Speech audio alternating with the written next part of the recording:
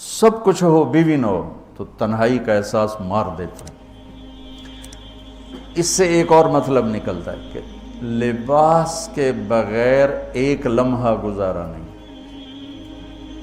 سارا دن پانی نہیں پیتے ہیں نا، اب میں بیان میں پانی پی رہا ہوں، لیکن 16 گھنٹے تو گزارے ہیں نا، پانی نہیں پیا، کھانا نہیں کھایا، 16 سیکنڈ لباس کے بغیر گزار سکتے ہیں؟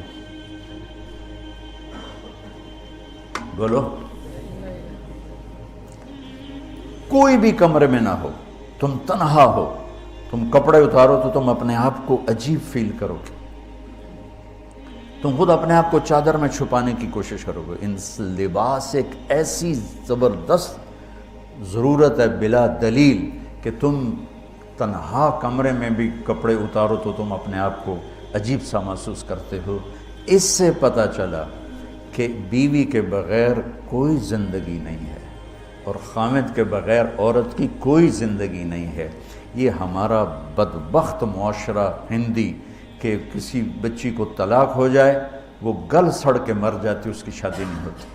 کوئی جوان بچی بیوہ ہو جائے وہ سسک کے مر جاتی، اس کی شادی نہیں ہوتی۔ کوئی 40-50 سال کا ہو جائے مرد، اس کی بیوی مر جائے، کوئی اس کو لڑکی دینے کے لیے تیار کوئی نہیں۔ اور لباس کا لفظ بتاتا ہے کہ شادی کے بغیر انسان ننگا ہے، اور ننگے انسان کا کوئی کہیں بھی گزارا نہیں ہے۔ لفظ لباس بتاتا ہے کہ ہم اس چیز کو رواج دیں کہ شادیاں ہوں، بیوہ کی شادی ہو، مطلقہ کی شادی ہو، کوئی کس کی بیوی مر جاتی ہے۔ حضرت ابن مسعود کا فرمان ہے اگر میری موت میں 10 دن باقی ہوں تو بھی میں شادی کر لوں گا اگر میری بیوی مر جائے تو۔ ابو ہریرہ کہتے ہیں اگر میری زندگی میں 7 دن باقی ہوں اور میری بیوی مر جائے تو میں 1 ہفتہ بھی شادی کے بغیر نہیں رہوں گا، میں شادی کر لوں گا۔ تو ہم ایک ہندی معاشرے سے متاثر ہیں جہاں بیوہ کی کوئی سنوائی نہیں، مطلقہ کی کوئی سنوائی نہیں، اور کوئی جوان بھی 2-4 بچے ہیں اور بیوی مر جائے تو اس کی کوئی شادی نہیں ہے، وہ سسک کے وہ بلک کے زندگی گزارتے ہیں۔ ہم لوگ اس کو رواج دیں۔ لباس، لفظ لباس بتا رہا ہے کہ جیسے لباس کے بغیر ایک لمحہ آدمی چین سے نہیں بیٹھ سکتا، ایسے ہی اس رشتے کے بغیر زندگی میں کوئی خوبصورتی نہیں، کوئی حسن نہیں۔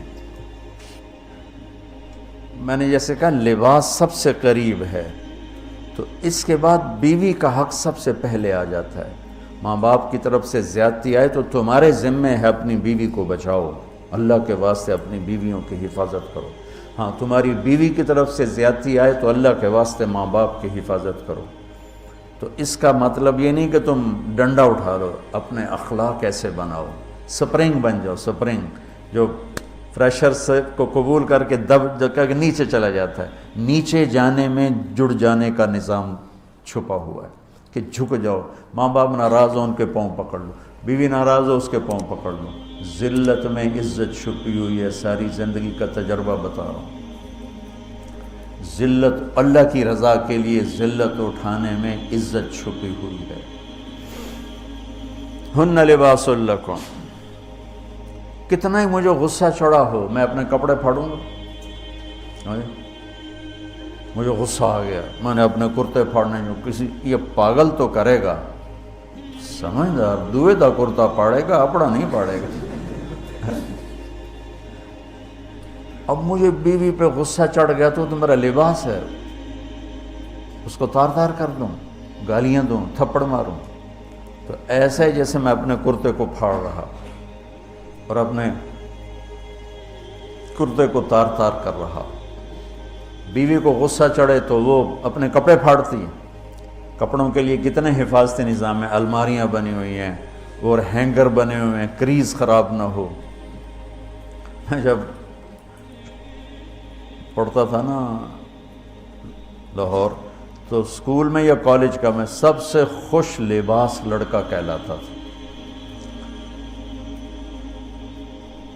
کہ میں اپنی اسکول سے آ کر نا، اب ہاسٹل میں کوئی استریاں تو ہیں نہیں، نہ ہی کوئی نوکر، تو اپنی پتلون کو ایسے ہاتھوں سے استری کرنا اور کر کے پھر تہ لگانا، پھر سرانے کے نیچے رکھنا، پھر اس کے اوپر سونا تاکہ